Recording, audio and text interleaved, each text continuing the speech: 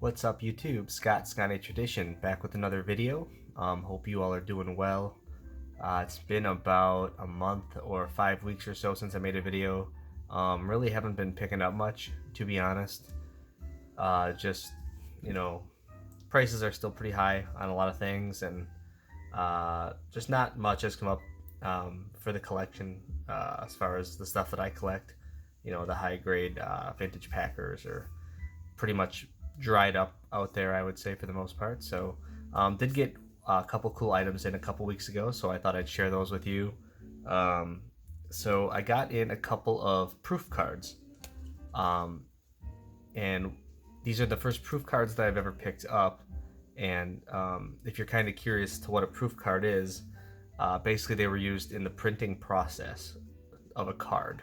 So what they would do is they would put a bunch of different color patterns through the printer just to make sure everything turned out okay. Now obviously you still had errors on certain cards and it wasn't foolproof, but they tried to clean up as much as they could, with printing the proof cards. They would, there's like black and white proof cards, there's proof cards that are a single color, there's proof cards that are just like two colors, then there's like full color proof cards. So there's a few different proof cards in the printing process, and it's all designed to try to help the card companies figure out what's going on with the card. Just want to make sure everything with the alignment and the color is good before they get to the final product. So now one of the members of the Packers Team Hall of Fame is Fred Kuhn. Fred Kuhn played in the Packers in the 1950s, was a kicker and a running back, so he did a little of both, and came from Clemson University. And I have a couple versions of the card here. This is his rookie card. This is a Bowman Small example. Just a wonderful card here. Mint 9. I think it's Pop 3, none higher. So happy to have that. And then I do have the large version right here in 8.5. Very low pop as well. Then I also have an autographed version of the card as well. And believe it or not, Fred Kuhn is still alive. I think he's in his upper 90s. I think he's like 97 or 98 years old, if I recall. So he is still kicking. And then so this is what the proof cards look like. So that's a full color proof right there. It looks very similar to, and kind of put them up side by side here. That's a full color proof, and this is a regular. This is the Bowman Small version right here, so pretty cool. And then this one here looks to be a two color proof, just with kind of the yellows and whites. So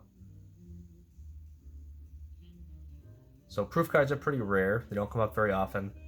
These are the first two that I've ever bid on. I mean, I haven't really been looking for them a ton, but I just have not come across many in my dealings. So I had those other three versions of the card, so thought it would be cool to add two proof cards. That's pretty much about it as far as pickups go. Haven't really picked up a ton, like I mentioned. So what is going on in Wisconsin sports right now? Well, the Packers season is live and underway. They are 4-1. That last game against the Bengals was absolutely crazy, where I think Mason Crosby missed like 3 field goals to finish the game before finally making one, and the opposing kicker for the Bengals missed 2 field goals.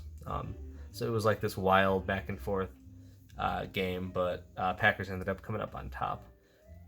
So yeah, 4-1's a good start. They have had a lot of injuries, though. That's the problem. Jair Alexander, their starting corner, one of the best corners in football, is out for at least a few weeks, probably due to an AC joint separation. They've been kind of hush-hush on the injury, but those can take a few weeks or even all season if it's a grade 3 AC joint sprain.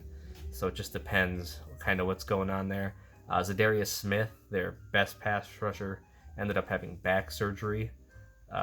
He didn't even play barely at all this season, and then ended up having back surgery. So he could very well be out the entire season.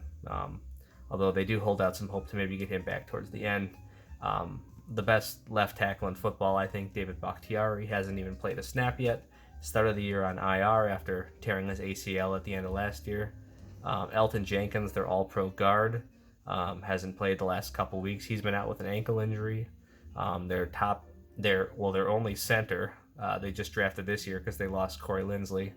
Um, Josh Myers didn't play last week because he's out with an injury. So it's amazing that makeshift line they have has held so well, to be honest. Um, but I really worry about their defense. Their second string corner, Kevin King, ended up getting hurt, although he's not great anyways, but he's all they have.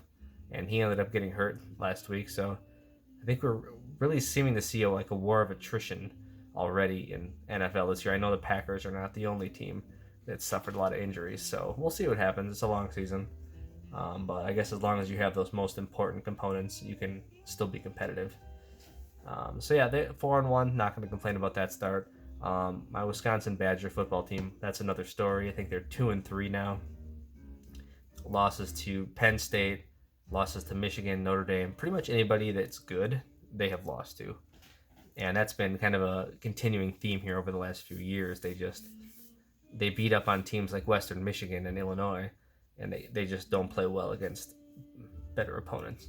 And they don't know who they are. They can't run the ball very well. Their offensive line typically is always great, but they have not been great the last couple of years, and it's really showing. They just dismissed their big 4-star recruit running back, Jalen Berger, which they have not really given a lot of information about why they did that, but I think the popular consensus is that Berger kind of didn't like to practice, didn't like to try really. He just kind of thought things should be handed to him, but beyond that, the Badgers have a lot more trouble than just Jalen Berger. Their defense is great, but boy, their offense and special teams are a mess, and they need to get that fixed because they look pretty bad. And we've been spoiled as Badger football fans over the last number of years. They've always been pretty competitive, and they always do those little things well, but man, they look bad.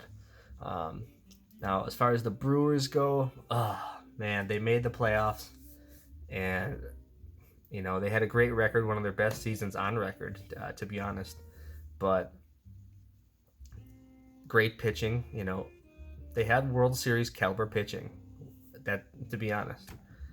But their hitting was so bad. I think I read a stat going back to August 15th? So the last month of the year, going into the playoffs and including the playoffs, their overall, I think their batting average was 203, and they slugged 340, which is just awful. And I think over that stretch was the worst in baseball. So it is absolutely shocking. That just goes to show you how good their pitching was. The fact that they could, with that low of hitting, make it to the playoffs and not even a wild card to win their division. And they won their division handily against the Cardinals team that went on a 17-game winning streak. So that's how amazing their pitching was and how equally bad their hitting was. And it really showed in the postseason. I think the first game they won, they got lucky. They had a one home run. They won the game 2-1, and then the Braves dominated the next two games pitching. I don't know if it was the Braves pitching. I think they have decent pitching, but the Brewers hitting, I think, was the culprit there. They were not patient. They swung at balls out of the zone. Just was not great. And they are out, and they're going to have to figure out something for next year because they have a lot of those pitchers under control yet for another year. So they're going to need to make hay next year. That's for sure. And then I guess last but not least, the Bucks. The Bucks are starting on Tuesday, this coming Tuesday, against the Brooklyn Nets with Durant and James Harden, and I guess maybe not Kyrie Irving because of his vaccination status or whatever. So we'll have to see how that goes. But man, I'm excited. The Bucks are getting their rings that night, and despite the Brewers, falling out of the playoffs, they're not going to contend for the World Series this year. I can still fall back on the Bucks. That was just such an awesome season, and Giannis just such a deserving amazing player, and I loved every moment of that. And it'll be fun to kind of relive everything on Tuesday when the NBA kicks off. So that's pretty much all I got. I do hope to make a video here within the next month. I already have the list compiled, and it's going to be the top 50 sports card video update.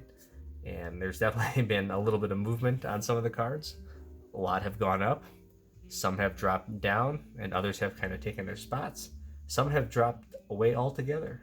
But overall, I'd say it's generally been very positive, even though the market has come down and corrected. Over the last year, it's still been very positive as far as my collection goes. So be happy to kind of share where that's all at. Should be coming out in the next month or so sometime. So look forward to that. Other than that, hopefully you guys are all doing well. Hope you guys have a great weekend, and we'll talk to you again soon.